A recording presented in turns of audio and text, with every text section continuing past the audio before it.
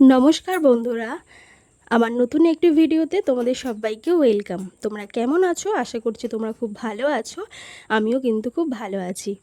তো আমার ভয়েসটা সবাই একটু স্কিপ করে যেও, কারণ এখন যেহেতু সিজন চেঞ্জ হচ্ছে, ঠান্ডা গরম লেগে আমার প্রচণ্ড ঠান্ডা লেগেছে এবং গলাটা প্রচণ্ড ব্যথা এবং বসে গেছে। তাই আমার ভয়েসটা সবাই একটু স্কিপ করে যেও। এডিট করতে যাচ্ছিলাম যখন, তখন গলায় চাপ লেগে খুব কষ্ট হচ্ছিল।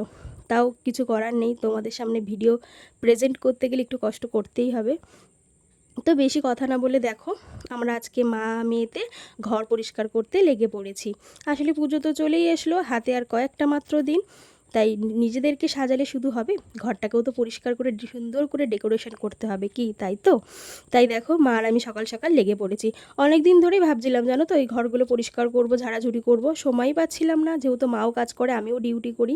তাই আজকে মা মেয়ে ছুটি করে ঘরের কাজে লেগে পড়লাম।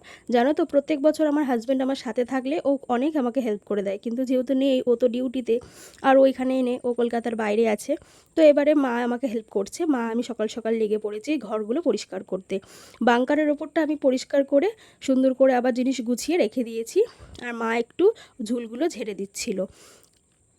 তোমরা সেটা দেখতেই পাচ্ছ, সমস্ত জিনিস ক্লিন করে পরিষ্কার করে নিতে হবে। মা আমাকে প্রচুর সাহায্য করেছে। জানো তো, ছোটোবেলা থেকেই দেখে এসেছি মা, মাসি, দিদা এরা সবাই পুজোর আগে আগে ঘরগুলো পরিষ্কার করতো। তখন তো ছোট ছিলাম, কিছু করতে দিত না, তাই শুধু দেখতাম। এখন যেহেতু বড় হয়েছি, নিজের দায়িত্বটা নিজে নিতে শিখে গেছি, এখন নিজেই দায়িত্ব নিয়ে পরিষ্কার করি। এই শোকেসটার পেছনে কত ধুলো, জানো তো, সব কিছু পরিষ্কার করে সুন্দর করে ডেকোরেশন করব। ফাইনাল লুকটা কেমন আসে তোমাদেরকে সেটা পরে শেয়ার করব, আজকে এই ভিডিওটাই তোমরা দেখো। আর তোমরা সবাই ভিডিওটা দেখার পরে একটা ছোট্ট করে কমেন্ট করো কেমন লাগলো ভিডিওটা, আর অবশ্যই লাইক, কমেন্ট অ্যান্ড শেয়ার করে সাবস্ক্রাইব করে রেখো। Tata, by.